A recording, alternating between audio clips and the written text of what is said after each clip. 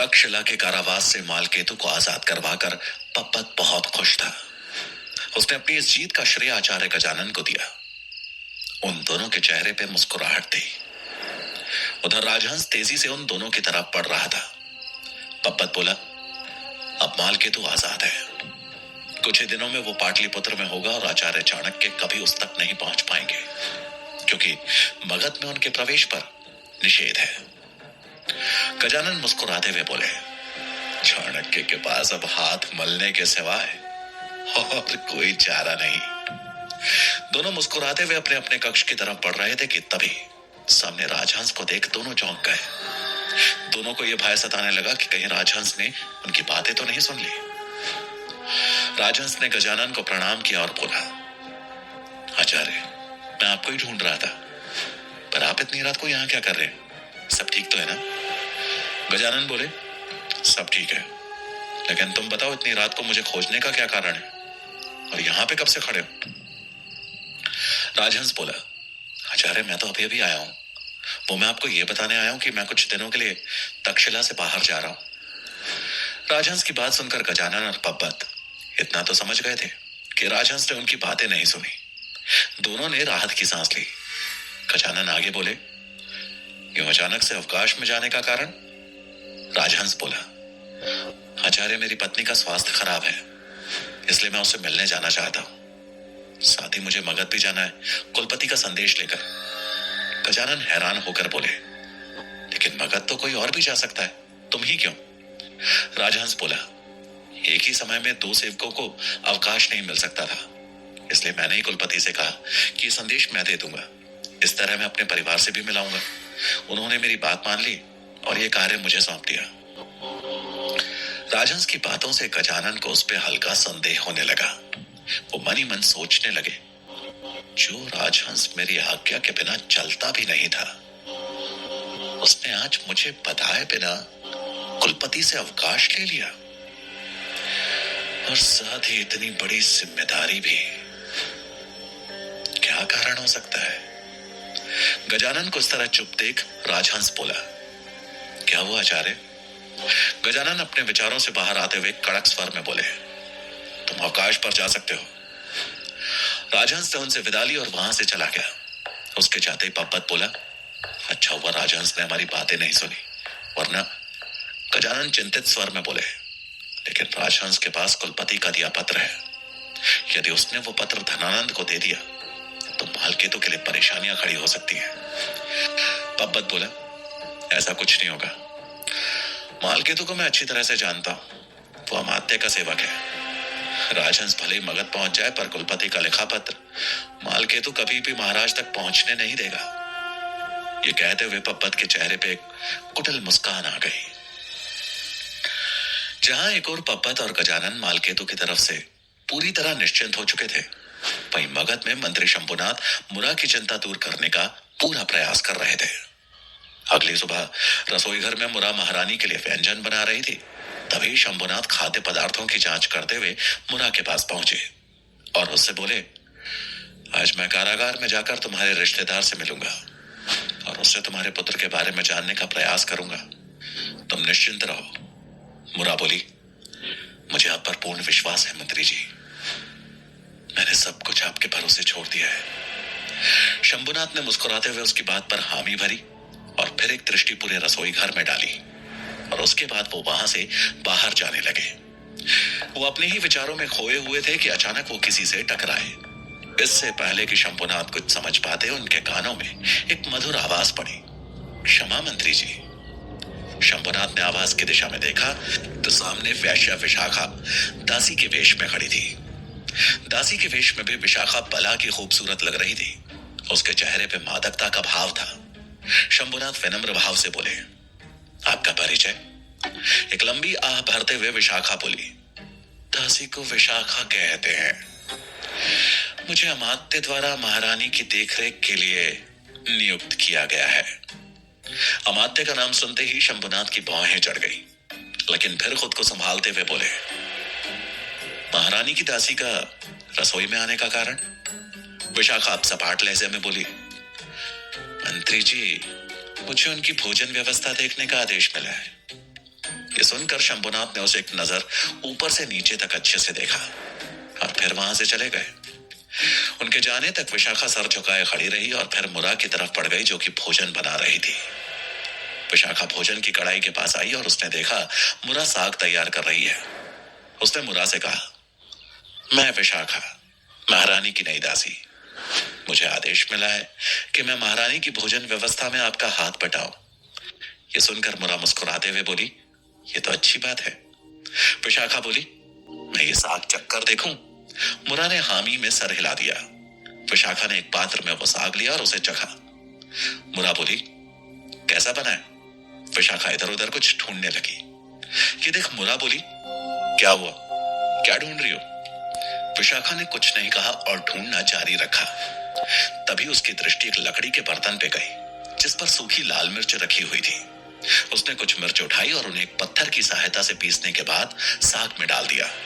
मुरा ये सब देखती रह गई। विशाखा बोली, मिर्च न सिर्फ स्वाद बढ़ाती है बल्कि रंग भी ला देती है। जो वस्तु दिखने में सुंदर होती है उसे खाने की उत्सुकता और आनंद दोनों ही बढ़ जाते हैं। अब ये ठीक है दीदी, इसे लेकर चलते हैं। ये देख मुरा ने वहां रखा छाछ उठाया और उसे साग में डालते हुए बोली, जरूरी नहीं कि जो दिखने में अच्छा लगे वो शरीर के लिए भी अच्छा हो। ये मिर्च साग का रंग जरूर निखार सकती है, लेकिन शरीर के लिए नुकसानदायक ही है। इसलिए दिखावा कम ही करना चाहिए, फिर वो चाहे भोजन में हो या जीवन में। ये कहकर मुरा ने भोजन की थाली तैयार की और वहां से बाहर चली गई।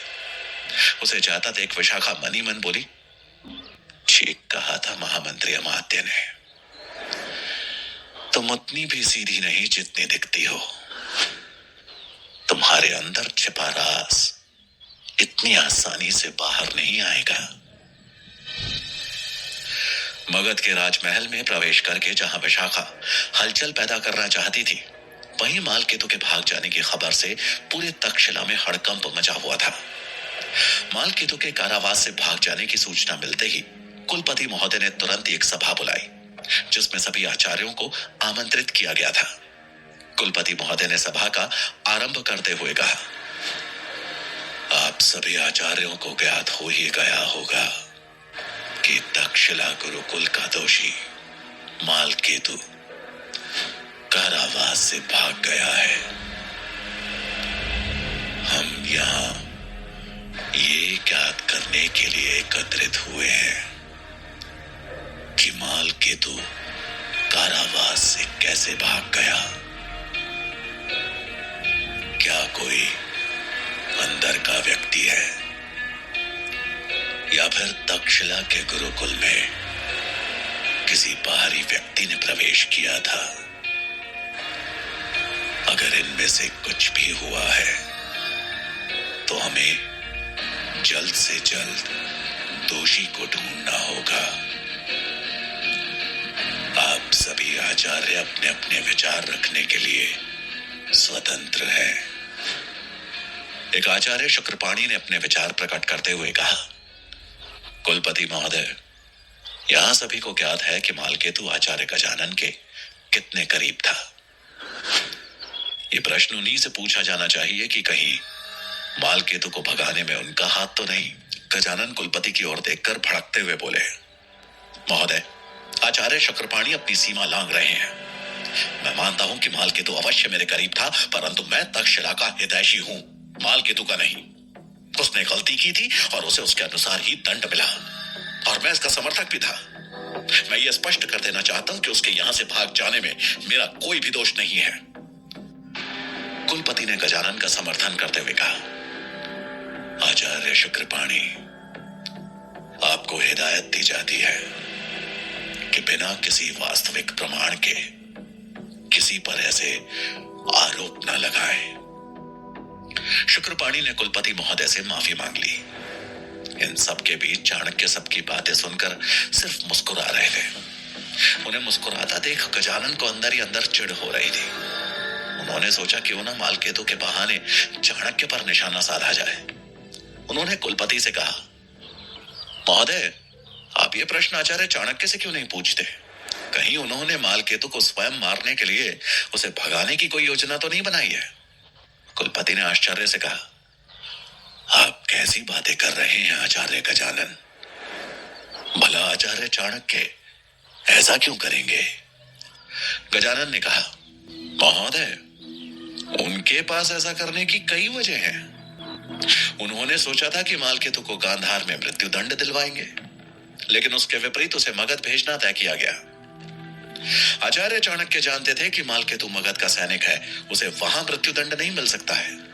इसलिए हो सकता है उन्होंने खुद ही उसे दंड देने की योजना बनाई और बाहर निकलवा दिया।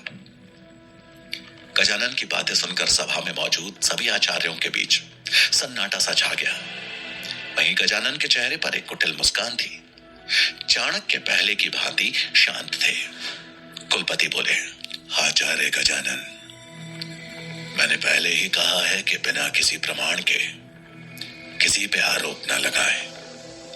कुलपति की बात अभी भी पूरी नहीं हुई थी कि चाणक्य बोले, कुलपति महोदय, मैं कुछ स्पष्ट करना चाहूंगा। आचार्य गजानन के प्रश्नों का उत्तर उनके ही प्रश्नों में छिपा है। गजानन सवालिया नजरों से चाणक्य को देखने लगे। तब चाणक्य ने कहा, आपने खुद बताया था कि मैं जानता था कि मालकेतु को मगध में मृत्यु दंड नहीं दिया जाएगा। अर्थात आप भी इस बात को जानते थे। अगर आप इस बात को जानते थे, फिर आपने राजकुमार पब्बत का विरोध क्यों नहीं किया?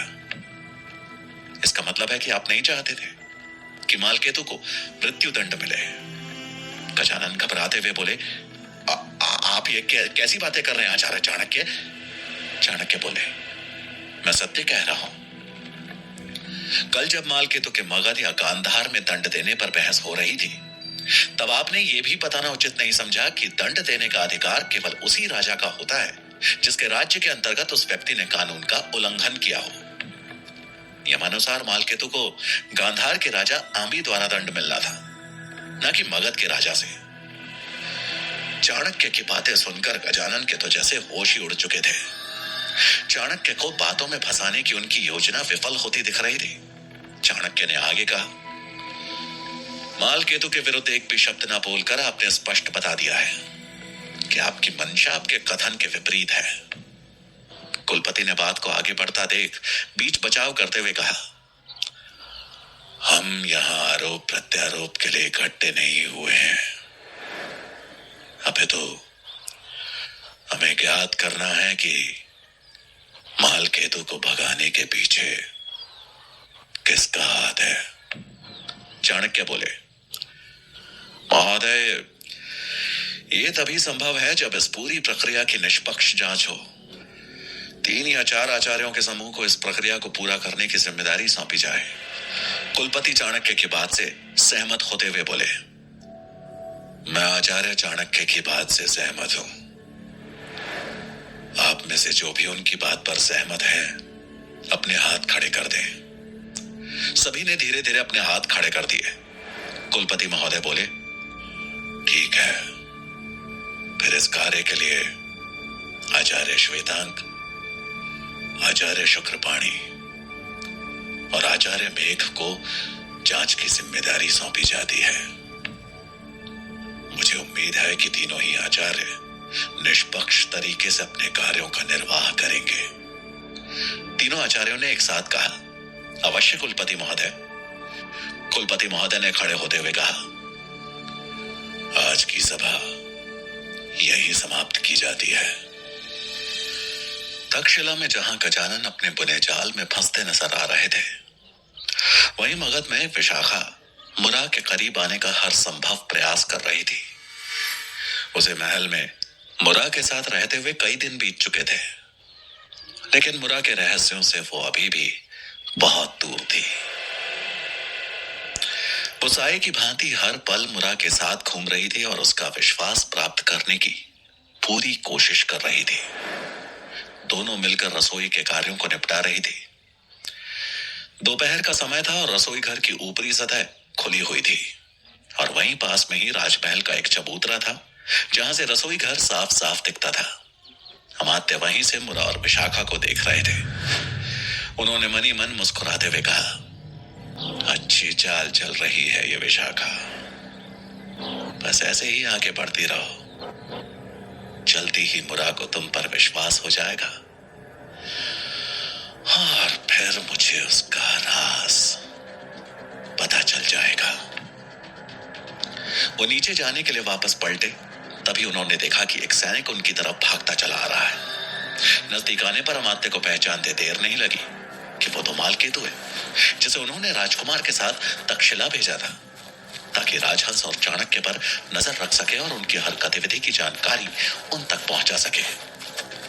मालकेतु के नजदीक आते ही अमात्य ने हैरानी भरे स्वर में कहा, मालकेतु, तुम यहां क्या कर रहे हो? तुम्हें तो तक्षशिला में होना चाहिए था। राजकुमार को अकेले छोड़ आए। मालकेतु ने हाफते हुए कहा, अमात्य, मैं बहुत बुरी तरह फंसा हूं। आचार्य चाणक्य ने मुझे कहीं का नहीं छोड़ा। अमात्य ने हैरान होते हुए कहा, चाणक्य ने? उसने क्या किया?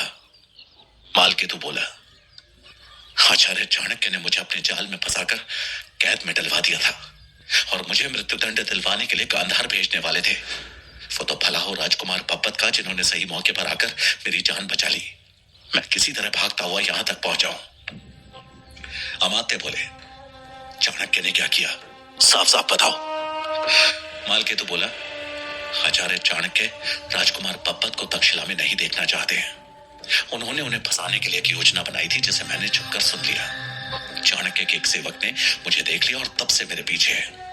मैं कुलपति को उनकी योजना बताता उससे पहले उन्होंने मुझ पर तक्षशिला के छात्रों की जान जोखिम में डालने का झूठा आरोप लगाया और कैद में भिजवा दिया। अमात्य ने घबराते हुए कहा, यह तो गहरी चाल है चाणक्य की। राजकुमार पप्पत मगध का राजकुमार है और उसकी सुरक्षा की जिम्मेदारी हम पर है। मुझे नहीं पता था कि महाराज से अपनी दुश्मनी का बदला वो उनके पुत्र से लेगा। मालकेतु बोला, दुश्मनी का कारण महाराज धनानंद नहीं बल्कि चंद्रगुप्त है। चंद्रगुप्त? हाँ महामंत्री जी, चंद्रगुप्त। अमात्य बोले, ये चंद्रगुप्त कौन है? मालकेतु बोला, चाणक्य का परम शिष्य, जिसे वो कहीं ना कहीं सम्राट बनाने का स्वप्न देख रहे हैं। ये सुनते ही अमात्य के पैरों तले जमीन खिसक गई। वो बोले, मुझे आभास था कि चाणक्य ऐसा ही कुछ करेंगे, लेकिन मैं उन्हें उनकी योजना में कभी कामयाब नहीं होने दूंगा। मैं कुछ करता हूं, तुम जाओ। मालकेतु वहां से चला गया और उसने राहत की सांस ली। वो मन ही मन बोला, महामंत्री के क्रोध का भाजन होने से मैं बच गया।